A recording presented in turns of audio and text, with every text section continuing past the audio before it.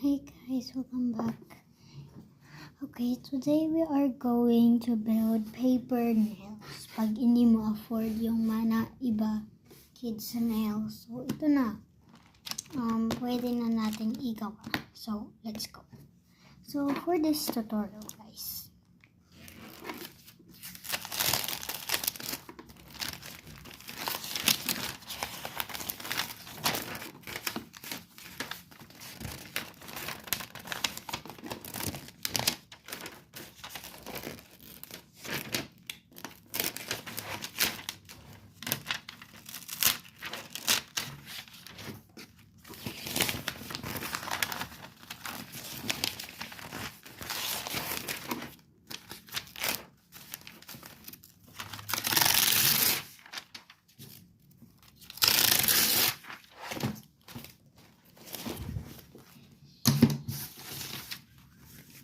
all you need for this is paper lang. Paper, tapos pencil, tapos mana kulay. Sige, start na tayo. Okay, first, gamitin mo paper.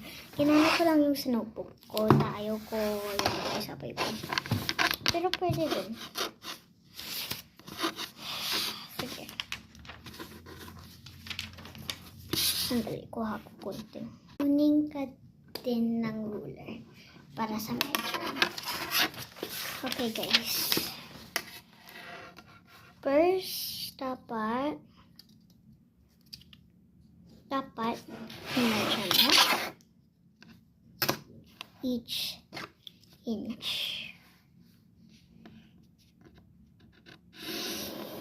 I will tell you. Okay, pag dyan na, gawin mo pa, tapos i-cut mo lang. Gagawin ko muna ito dalawa din. When you're done cutting all of them, now you want to design them, okay?